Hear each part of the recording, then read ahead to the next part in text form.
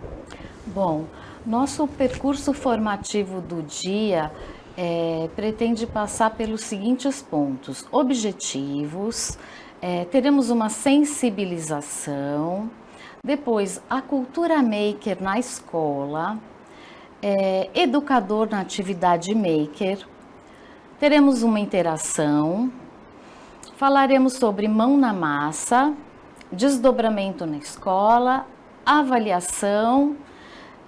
Vamos disponibilizar as referências, informes da secretaria e realizar o encerramento.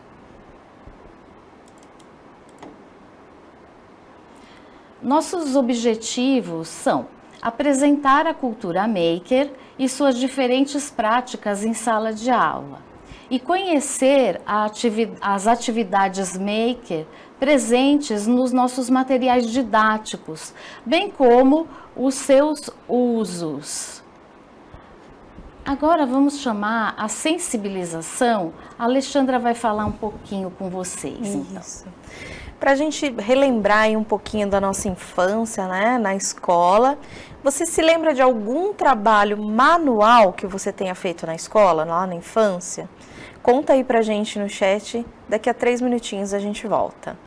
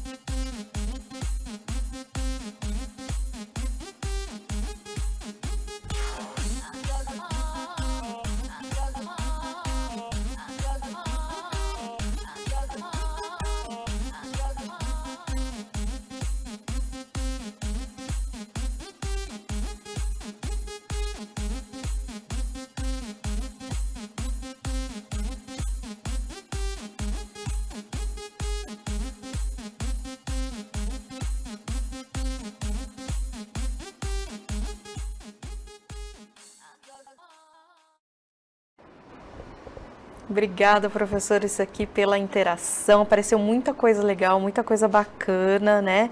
Caricatura em madeira, a Sônia tá colocando aqui pra gente. A Sandra, a Wanda, jogos, né? Apareceu aqui a Zuleika, cabide decorado, olha que bacana. Ampliação de imagens, a Ana colocou aí pra gente. Atividade em homenagem ao Dia das Mães, dos Pais, da Páscoa, né? A Amanda coloca aqui pra gente trabalho com madeira, né? Que a gente fazia, cartões, maquete, as máscaras, fantoche de meia, a Andrea coloca pra gente aqui, ó. A Zilda lembrou aí dos brinquedos dela, né?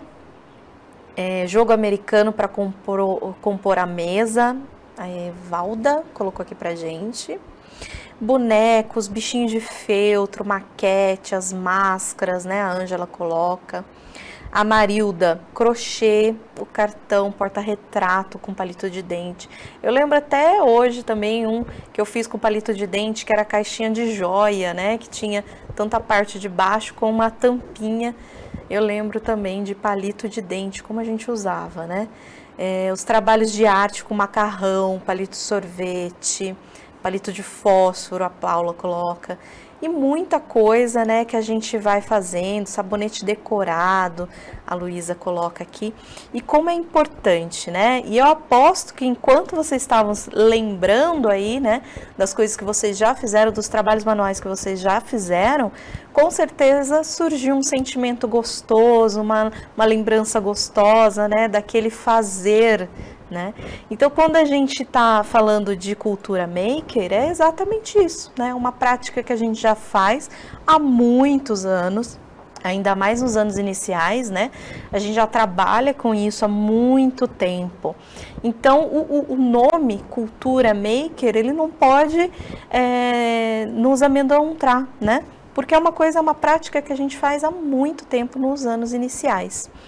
E como é que isso vai se dar aí na escola, né? Como que a gente vai fazer para colocar isso na escola? Uma das coisas que a gente tem que entender é o maker, né? O maker, ele vem do verbo make, fazer. Só que em inglês a gente tem dois verbos fazer. A gente tem o do, né? Quando eu estou fazendo alguma coisa, por exemplo, eu vou fazer a minha tarefa de casa. Então, I do my homework, né? Eu faço a minha lição de casa. E eu tenho o make. O make é quando a gente vai fazer um trabalho manual. Basicamente é isso, essa diferença entre um e outro, né? Então, quando eu vou fazer um bolo, por exemplo, I make a cake, né? Então, eu estou fazendo ali um trabalho manual, né? Onde a gente trabalha com isso. Então, o make vem do verbo mesmo, fazer. E como que ele surgiu, né? Só para a gente contextualizar, saber mais ou menos essa história. Ela vem do movimento punk, né? Por quê? Porque os punks, eles são bem contra o consumismo, né? São bem contra a industrialização, assim, bem exacerbada desse consumismo exagerado. Então, eles têm o hábito de fazer eles mesmos as próprias coisas que eles usam, né? E aí entrou nesse movimento de feiras, de eventos, né, onde eles faziam as coisas que eles utilizavam diversos materiais, né, de acordo com aquilo que eles queriam, e esse movimento do faça você mesmo, do it yourself, né, começa aí a ganhar uma dimensão bem grande, e aí a cultura maker vem para fechar tudo isso, né? Então, não é uma coisa de hoje, de agora, não é uma novidade, né?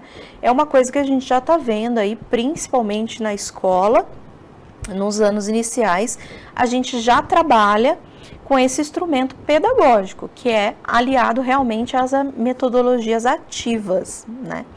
E a gente precisa muito usar a criatividade, né? Porque a gente vai ver aí os recursos que nos estão disponíveis, muitas vezes a gente precisa usar essa criatividade para poder usar esse material não estruturado, também chamado de sucata, né, gente? E aí a gente vai encontrar soluções aí para as coisas que a gente quer utilizar.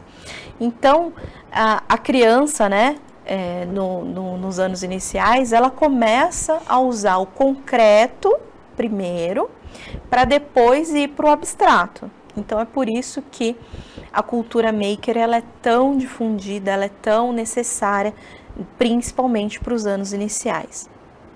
Vamos ver aí os pilares da cultura maker na escola? A gente imagina essa mesa, né? E aí a gente colocou 4 pilares principais para a cultura maker. A criatividade, lógico, porque a gente vai utilizar materiais que não são feitos para aquilo que a gente quer criar, então a gente precisa da criatividade. A colaboração, também chamado de open source, que ele vai trazer aí o princípio de que todo mundo trabalha junto, então eu posso pegar projetos da internet, posso remodelar, posso fazer projetos aí que outros professores já utilizaram, né? Nos livros didáticos a gente tem vários projetos também, e aí a gente pode remodelar isso, por isso a colaboração, né? O que eu estou fazendo hoje pode ser que outra pessoa depois faça um projeto, uma releitura desse projeto que eu estou fazendo, né? Muitos desses trabalhos têm a questão da sustentabilidade, porque a gente vai usar materiais que muitas vezes vão ser descartados, né? Vão ser jogados fora. Então, a gente vai ter a questão da sustentabilidade para utilizar aquilo que nos é disponível aí no momento, né? E a gente tem também a escalabilidade. O que seria isso? A gente pode replicar e ganhar escala, ou seja, eu posso pegar um projeto que começou pequenininho e aumentar, e aumentando, e aumentando, e fazendo com que ele vai ganhando proporções maiores, né?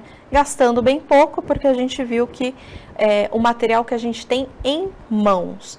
É sempre bom utilizar aquilo que a gente tem em mãos, né? Não tá comprando coisas novas, não tá pegando materiais aí que a gente compra em papelaria já pronto, por exemplo, mas sim utilizar os materiais que normalmente a gente tem dentro da escola. E sempre utilizando, né, aquilo que vai para o lixo também, né, porque aquilo que pode ser reciclado, né, aquilo que pode ser utilizado, porque daí a gente também já contribui com o meio ambiente. Qual que é o papel do educador dentro da cultura maker, dentro da atividade maker, né? O professor, ele nunca vai ser substituído por nenhum tipo de tecnologia, né?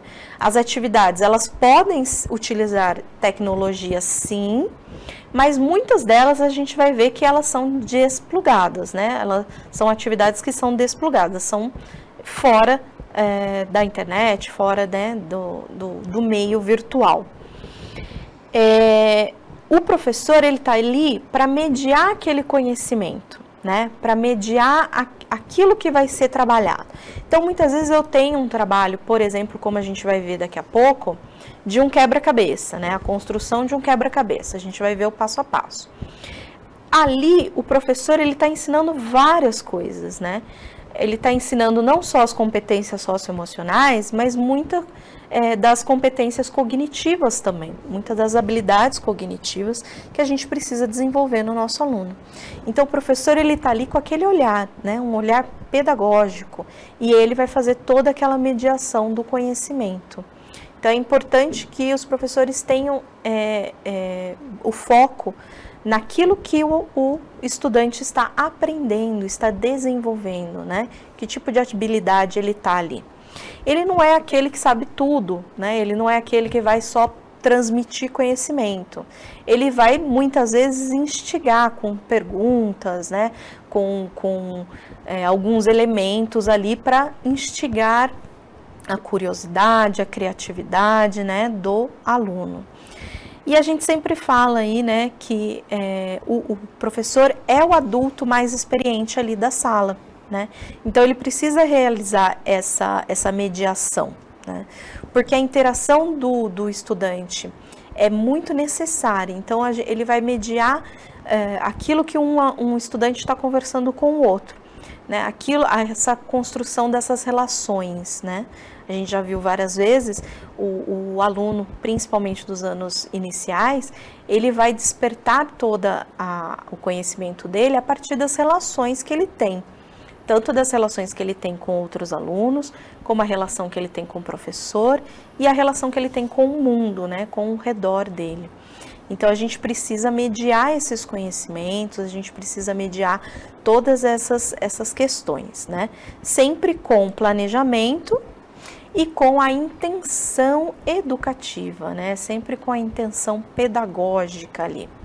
E aí a gente vai trabalhando todas as habilidades que são necessárias para aquele determinado ano, né? Então a gente vê que uma atividade maker, às vezes você vai falar, mas isso é uma coisa que a gente faz toda vez, né? Não tem tantas habilidades relacionadas ali. Mas quando você para realmente refletir, você percebe que ele está sim despertando, né, não só as habilidades manuais, né, vamos dizer assim, mas principalmente as habilidades cognitivas. Então, quando a gente vai desenvolver uma habilidade maker, né, uma atividade maker, a gente precisa realmente pensar não só nesses pilares, né, mas a gente precisa perceber também as habilidades cognitivas e socioemocionais que estão sendo desenvolvidas. A gente vai para uma interação agora, que eu tenho certeza que vocês já utilizam, né, a cultura maker. A gente já falou um pouquinho do que é, né, essa cultura maker, mas de que forma você utiliza ou você pensou agora em utilizar nas suas aulas, né? Eu vou dar um minutinho aí para vocês escreverem no chat para a gente, e aí a gente volta para ver como que vocês já estão utilizando isso nas suas aulas.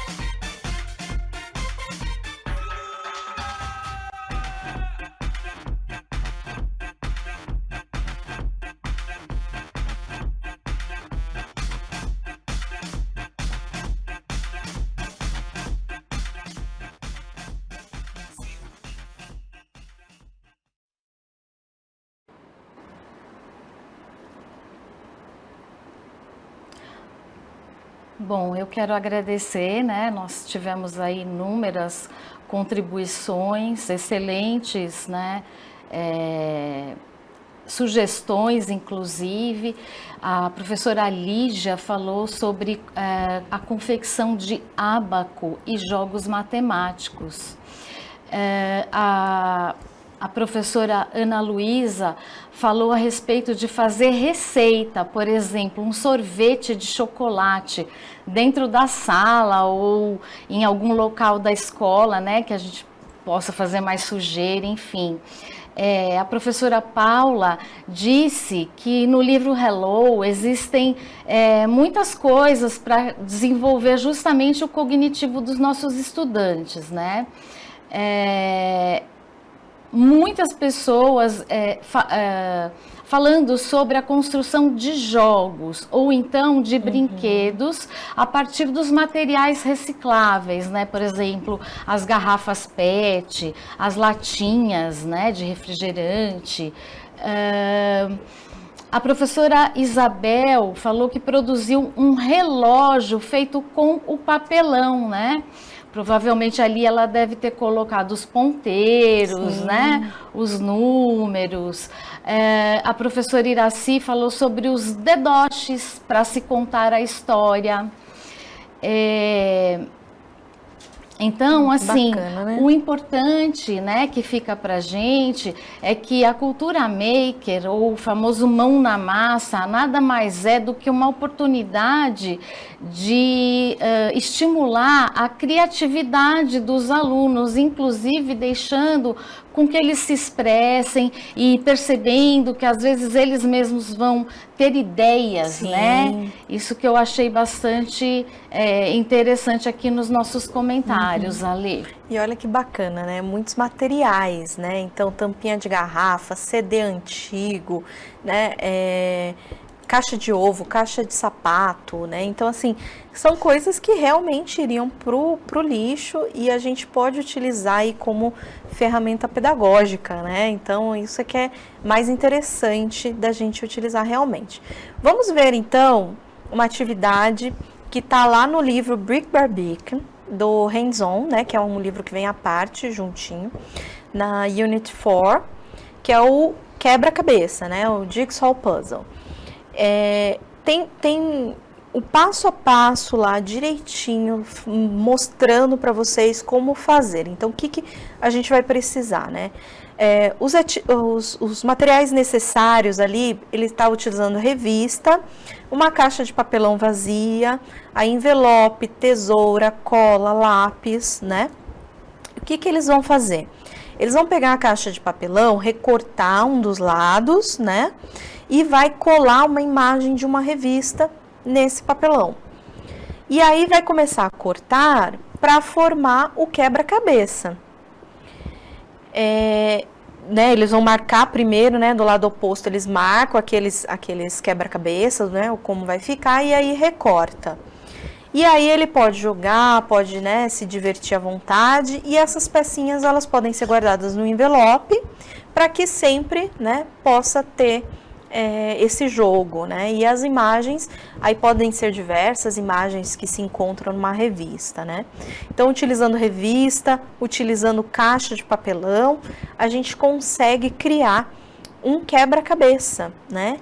E aí, o interessante, né, para a gente mostrar para os alunos, é que, primeiro, é uma atividade sustentável, né? Segundo, eles que vão escolher, então tem toda, né, o significado ali para eles, porque eles que escolheram a imagem, eles que fizeram o próprio brinquedo, né? Então é bem interessante. E o inglês, como que a gente faz o inglês aqui dentro? Então eu posso, por exemplo, na hora que vai cortar, eu posso falar cut, né? Que eu tô cortando. Eu posso trabalhar aí vários elementos, várias palavrinhas para a gente trabalhar a língua inglesa ali. Eu posso falar das cores, se eles já aprenderam cores, por exemplo, que cores que tem nessa imagem, né? Que elementos que tem nessa imagem. Às vezes é uma imagem de escola, de materiais escolares, então eu posso trabalhar aquele vocabulário que ele já entendeu. Eu posso, por exemplo, colocar numeração. Então, quantas peças, né? Eles cortaram em 10 peças, 10. E aí eu vou trabalhando o vocabulário junto com a fabricação aí do nosso Jigsaw Puzzle. Nós temos também, no próximo slide, também do Brick by Brick, o Pencil Holder, né, que é o porta-lápis. Nesse porta-lápis, eles vão utilizar rolinhos de papel, sabe aqueles rolinhos de papel higiênico, de papel toalha, né, aquele rolinho que fica no meio. Então, eles vão aí cortar na altura que eles desejam. Então, eu quero mais alto, eu quero mais baixo, né? Eu posso decorar aí com papel colorido, com fita, com glitter. Glitter é meio complicado, né? Nos anos iniciais, porque eles voltam da cabeça aos pés cheio de glitter, mas a gente trabalha também. E a criatividade aí na construção, na decoração, do jeito que eles gostam, né? Decorar aí com as cores que eles gostam, pode fazer um por conjunto de mesas ou pode fazer individual. A gente pode fazer para deixar os materiais expostos nas salas, né? E aí é só juntar as peças que foram decoradas, colando uma na outra, né?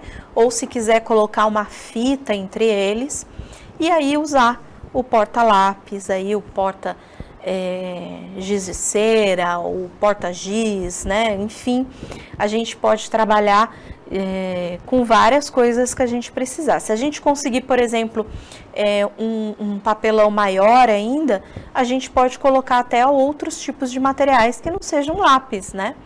Mas a gente pode colocar outros tipos de materiais ali. Ou como a gente viu lá, né? Na sensibilização com os palitos de sorvete, se a gente tem palitos de sorvete, a gente pode criar uma caixinha também, né? Seguindo aí uma adaptação desse pencil holder. E para uma outra atividade, a gente selecionou só 3 atividades, porque também não dá tempo de falar de todas aqui, né? Mas a gente selecionou então do livro Hello Kids. Ele tem o dicionário ilustrado, ele mostra como fazer um dicionário ilustrado, né? E o mais importante mesmo de todos esses materiais, de todas as atividades que a gente vai fazer, é que os alunos se envolvam, que eles dêem as suas opiniões, que eles falam, eu não gostei dessa cor, eu não gostei desse jeito, pode fazer assim, pode fazer do outro jeito, e aí eles vão se envolvendo ativamente na criação, né? E aí, aqui para a gente fazer o nosso dicionário ilustrado, a gente também vai utilizar revistas, né? E aí eu vou pegar uma imagem, né, dessas revistas, vou colar nas cartolinas, ou vou colar nos papelões que tem aí, né? Ou vou estruturar de alguma forma essas gravuras. E eu posso fazer tanto elas pequenas e utilizar numa memória, por exemplo, né, num jogo de memória, ou eu posso utilizar maior e utilizar como um flashcard, né, como alguma coisa que eu vou deixar no mural da nossa sala, né?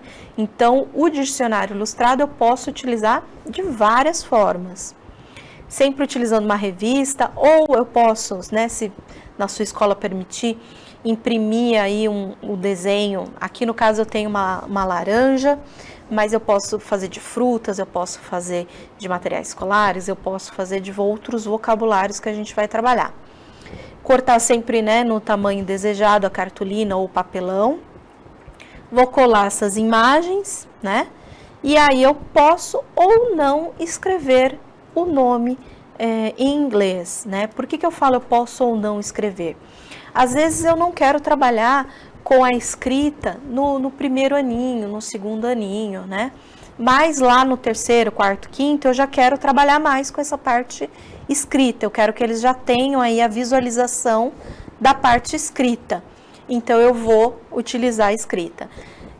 E aí eu vou, né, vendo o que é melhor para esse dicionário. Esse dicionário eu quero usar como um flashcard. Então, a gente vai trabalhar de forma que eu possa usar sempre, né? Esse vocabulário que eu posso usar sempre, tá?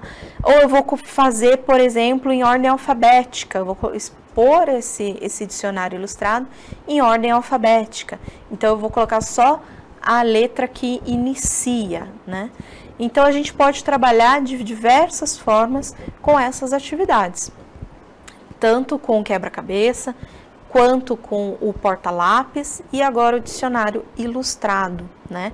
Então, eu vou trabalhando e vou usando a minha criatividade para usar como uma ferramenta pedagógica mesmo. A ideia é que eu possa usar diversas vezes, né? E vou trabalhando com os meus estudantes aí.